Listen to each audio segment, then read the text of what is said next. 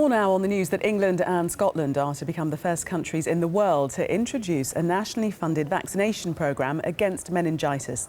The jab, which will be offered to all babies from September, will protect infants against meningitis B, which can cause brain damage, loss of limbs or even death. A second vaccine will protect teenagers from a different strain. Well, Crummay contracted meningitis when she was in her first year at university. Tell us what happened to you. Well, just a bizarre turn of events, really. I expected to go off to university, have a fantastic time studying and partying, and within a few weeks I contracted bacterial meningitis and basically deteriorated very, very quickly with, to be honest with you, mainly flu-like symptoms over the course of about 12 hours and ended up being rushed to hospital with a life-threatening illness. So. Did it ever cross your mind that it was meningitis? What did you think was happening to you? It didn't cross my mind that it was meningitis. I knew what meningitis was, but I didn't think, this is what's wrong with me. I thought I might have the flu. The main problem for me was the really intense photophobia, which is a classic symptom of both strands of meningitis, bacterial and viral.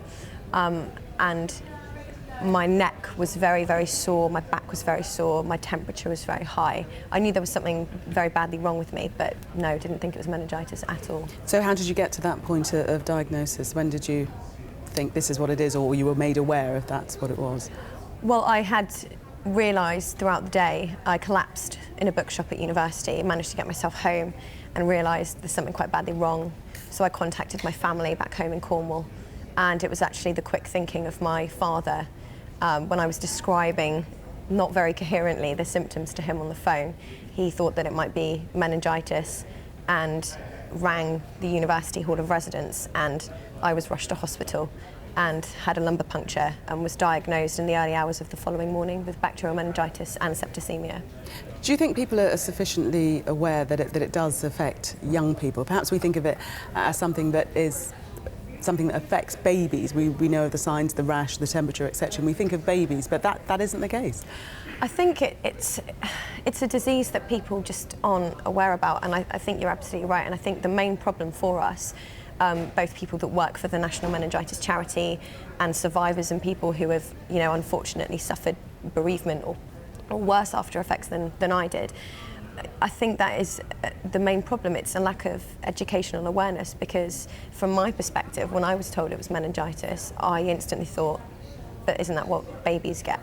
And that's why this new programme is so important, because actually people my age, as I was then at university, are very prone to it as well. And this second vaccine, there is the vaccine for meningitis B, but also this second vaccine for younger people will be available for people, as you say, heading off to university to study. Yeah, it's important. I mean, I'm a history teacher now, and I think about my students all the time that are going to go off to university, and I think, wow, at least they're going to be protected.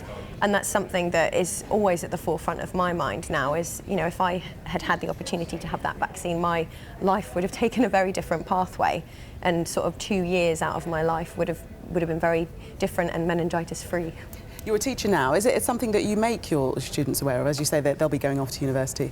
No, definitely. I actually ran the London Marathon a few weeks ago, and part of my fundraising campaign, if you like, was to get as many students involved as possible, and raising awareness and making sure that they aren't scared of the disease, because I think it is quite a frightening concept. There aren't that many illnesses in the UK that can kill you, regardless of age or gender or health, in that short space of time. So for me, it was really important that at least the children that I teach can be educated and be made aware and be made safe. And I suppose they all supported you in your run. You completed it, no doubt. Oh, definitely, yeah. There are a lot of flapjacks made, and yeah, the students actually at the school actually raised £1,000 just on their own. So brilliant. Well done. Good. Thank you very much for coming in. Thank you. Crummay. Thank you.